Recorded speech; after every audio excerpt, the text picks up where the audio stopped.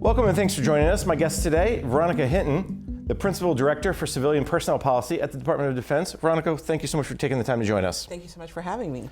Our discussion today is going to focus on human resources, and before everyone kind of takes a big deep breath and gets all, oh no, right? We're going to talk about how modernizing the HR processes are happening, and the Defense Department is really, I'll use one of your phrases that you guys are normal, the tip of the spear for a lot of these processes. I'll give you a quick example. I was at a recent event where they talked about the cyber accepted service, and yes, that's taken a long time to get going, but if you think about what they're doing, and this is a Marine Corps in this case, but I think all throughout DoD is doing this, is they're really looking at the pipeline of cybersecurity talent. And we're here to talk more broadly than that, but it's just one example of the modernization I think that's happening. So let's start there. DoD has modernized HR processes. Where are we with it? Give me the 50,000 foot view. Absolutely. So again, thank you. I'm really excited to be here because I feel like we're at the cusp in the HR community broadly across the federal space on achieving some significant transformation and modernization of our processes. And so from just the 50,000 foot level across the federal human capital community, we are looking at ways to modernize processes, streamline regulations, think about how we can leverage new technology, business analytics into our domain, as we say. And so one of the things that I like to say before we take it into DoD specifically is the framework that we had when some of the rules and regulations that we had when we started back in 40 plus years ago with the Civil Service Reform Act. Well, actually, I'm going to jump in. The GS schedule, yes, turning 70 years old this summer. There you go. Did you know that? I did know that. I did not know that. And so just the idea that the occupations that were key back then, which were administrative, secretarial, where the average salary was $18,000 a year, and now here we are where we have information technology, data scientists, nurses, contract specialists are the key professions in the federal government with an $84,000 average salary, and we still can't compete.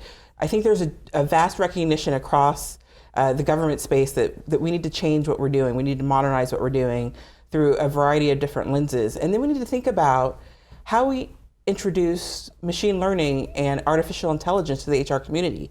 So we aren't compliance focused, we are outcome focused, and we let the machines do the things that we do now, which is that check the box risk type avoidance work that we do. And so in DoD, we have 3 lines of efforts that we're working on in our HR transformation, our modernization. Management improvement, which is an acknowledgement that if we don't look at how we do our hiring business and our performance management business for employees, anything else we do from a strategic nature is really going to take a backseat, because that's the first thing customers think about when they think about human resources. Our second line of effort is really around that HR reform that I was talking about. Where are there opportunities to change our regulatory framework? Where are there opportunities to streamline, simplify, and standardize our policies? How do we look at our HR service delivery, and how do we optimize that for our current resource environment and for our future workforce needs? And then in order to achieve all of that, we need to have the IT tools. We talk about data-driven decisions, and we do a lot of that. We have at our hands a lot of data, but how do we actually harness it, and how do we use machines to harness it in our IT structure? And so we have a couple of initiatives we'll talk about today to modernize our human resources information technology infrastructure and rationalize it. And then also look at what we're doing in terms of our employee development ecosystem through an initiative we have with OPM called USA Learning.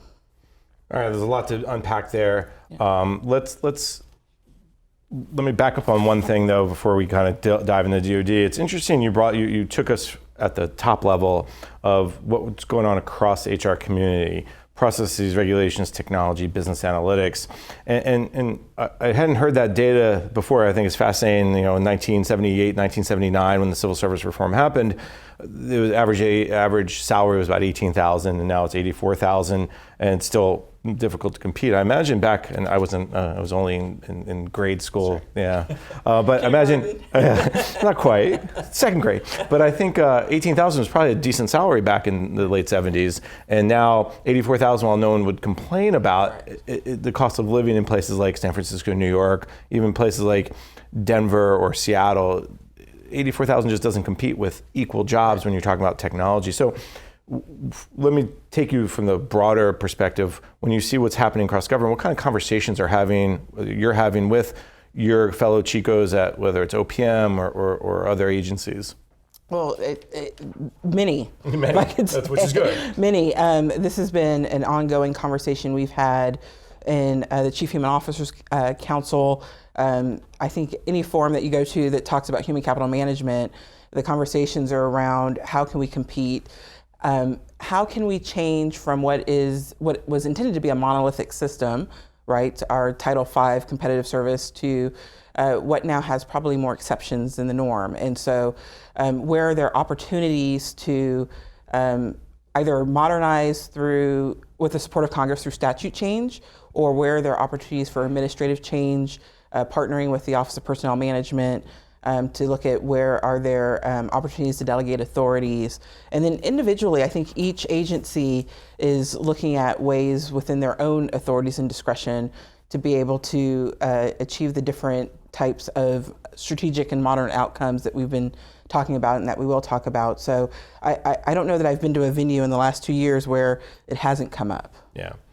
It's interesting that, and I want to delve into DoD just in a second, but it seems to me there's a wide recognition among the Chief Human Capital Officers community that change has to happen. Mm-hmm. Do you get a sense that, hey, this is government, this just sometimes takes longer than it should? Or is there some other, or is change happening, but maybe we just don't quite see the benefits yet? Meaning, the best example I can think of is back in maybe the 2010, 2011 timeframe when there was a big push to improve the time to hire. Mm-hmm.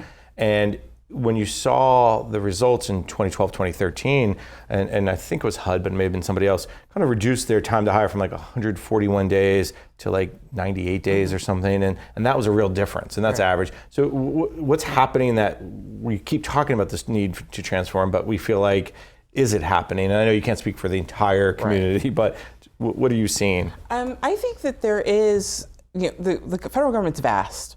And while we have a common underlying foundational infrastructure, the reality is we work very distributed. Right. And I think there is progress. Each agency is making significant progress in this area. And I really have to give a shout out to the Chief Human Capital Officers Council, because we have, over the last several years, really done a pivot to focus on where we can come together and leverage our individual strengths and share best practices. We take each meeting and really dive into what are the different things that we uniquely are working on that potentially could be exported, right, or scalable. And from a DoD perspective, we like to say, you tease tip of the spear, but we also like to say we're a pathfinder. And we have the ability to experiment, and we have the resources and expertise to test out new concepts and authorities. And so we take that role very seriously, and we take it with an eye towards opportunities to export into other agencies as well. So there's really a sense of community and collegiality and a focus on actually delivering results in this area. If we can't do it at the macro level with wholesale change, I think we're all working individually to drive in the same direction. Let's talk about some of the progress DoD is making. As you said, there is progress. Maybe we should highlight it more, which is maybe why you're here. You talk about 3 lines of effort. Let's start with the top line. You mentioned, I think, management improvement around hiring and business performance. Right. Talk through that a little bit, what that means. Absolutely. You can't talk about human resources without talking about hiring. I mean, what was the first example you mentioned, the 2010 time to hire, right? And so we always say if we don't solve the hiring, ways to make gains and improving our performance of hiring, then anything else we do just loses focus, right? And so we have been working on our hiring improvement. We've stood up a hiring improvement working group. And we want to look at not just the timeliness of hiring, which is very important, because we want to be able to compete, we want to be able to find talent, get it in quickly, but we also look at the quality. There is a point where you can go too fast and not get the right type of people. So we have a cross-component within DoD enterprise-wide working group with representatives from all of our components that are looking at ways that we can standardize how we do our hiring business. We're vast. We have over 900,000 civilian employees in the Department of Defense, and many agencies that are in the hiring business. And so while we have common IT infrastructure, we have different processes of how we go about doing it. And so one of the things we're trying to do is bring some standardization around what those different steps are. And once we do that, we can have a better understanding of where are those pain points, where are those bottlenecks that are consistent across the department. Is it administrative? Is it a policy that we've put in place? Is it a training issue for our human resource professionals? And really, hiring is a team sport. So is it training or education we need to do with our hiring managers so that they can be full partners in the hiring process? And so our hiring improvement working group comes together to look at those. In addition, I mentioned from a timeliness perspective, there's also the quality piece of that. And that is making sure we understand our tools, our processes giving us the ability to attract the right type of candidates. Are our hiring managers, are they engaged in the hiring process? Are they satisfied? Are they getting the outcomes that they want? And so we've recently launched an initiative to reinstitute a quality survey for our hiring managers so that we can baseline their expectations. We know anecdotally there's frustrations, there's challenges. I don't think I've gone to a meeting and not encountered someone, the first thing they say is, what do you need to fix? Fix hiring. So we wanted to make sure that we can actually start to gather all that information more formally, coupled with our ability to understand the process, and then make some actual specific changes. And then with that, from a hiring, we are in a unique position in the department in terms of the numerous hiring authorities we receive from Congress. And so when we think about process transformation, we have to think about those hiring authorities that Congress has given us, that has said to the department, you have critical needs, you need to be able to go out and target talent and bring them in. And oh, by the way, here are these gifts. Here are these 23 hiring authorities we received in the last decade or so that are unique to the department. And now you have to go implement them, and they're all a little nuanced and all a little different. So part of our initiative under this first line of effort is, how do we streamline that? How do we make the process easier? So if you're a hiring manager and you have 10 different authorities available to you, how do you know that? How do you know which one to use? Which one's the most effective? So we're looking at ways that we can make that more digestible for our hiring managers, for the HR community, so we can use them more efficiently in the department. And hand in hand with that management effort is the performance. And really from that, I'm talking about employee performance and making sure that we're maximizing our employees' performance, and where we have to address poor performance, that our supervisors have the mechanisms to do that. And so we have a couple of initiatives in that space that we can talk about now, or we can talk about later, depending on where you would like me to fill that in. All right, so there's a ton to pull on there. So let me just back us up for a second, because hiring managers comes up often as one of those areas where when I talk to people like yourself in the Chief Human Capital Officers community, there's a lot of maybe some, I'll call it frustration, that too often you see someone say, well, I need to hire an IT person, here's the requirements, they throw it over the fence, and then when you come back with 10 candidates and they go, well, 9 of them were awful and I don't know what they were thinking, but okay, there has to be that connection. How are you guys, talk maybe a little bit about that survey you mentioned of hiring managers and the quality survey. So it's whether or not you guys are meeting their needs in terms of the quality of candidates? It's both. Okay. So it's about understanding, and this is actually a federal-wide survey. It's the Chief Human Capital Officers hiring quality survey that we're deploying in the department, and it really gets at satisfaction with the advice and counsel that you get from the human resources community, and satisfaction with the quality of the candidates. Did you get the right candidate? Were you satisfied with the certificate? We have what historically or traditionally has been a post and pray approach to, yes, to hiring, right? Put it on USA Jobs and they will come.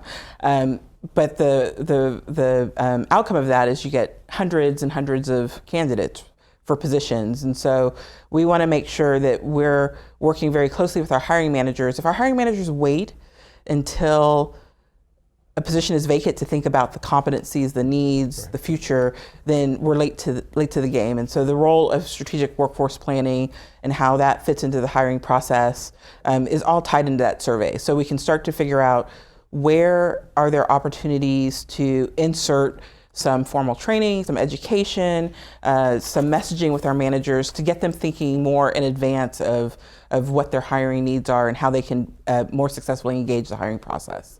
Please tell me this is also a 360-degree review, that you guys can review the hiring managers and give a survey of them. Because my impression is, and maybe correct me if I'm wrong, is that with hiring managers involved with the HR staff to put out a request and look at the resumes and walk through that process, the end result is much, much better than if they just, again, you throw it over the transom and hope for the best. As you said, post and pray. Yeah, absolutely. The role of the hiring manager as a subject matter expert in the hiring process is critical. And we see more and more of that, explore more of that. It's not just HR making those determinations for minimum qualifications or best qualifications. I think the more we can incorporate the hiring managers into the hiring process, the more successful we get to the best lists, right? And eventually get to the best hire that we can onboard. And so, no, it's while the survey is targeted directly to the supervisors and the hiring managers, we also do our own kind of evaluation, introspection on ways that we could do the hiring process differently from an HR perspective. So it definitely is a push-pull in the relationship. Because until the connection's made, I think that there's always going to be that tension between, well, I didn't get the candidates I want, well, your requirements weren't all that accurate, or they were so broad. I need someone who knows IT. Well, what does that mean? So interesting. Okay, well, there's plenty more to strings to pull from, but we're going to take a quick break. When we come back, we'll continue the conversation. You're listening to the discussion Transforming Federal HR Processes, sponsored by Cornerstone On Demand on Federal News Radio, part of the Federal News Network.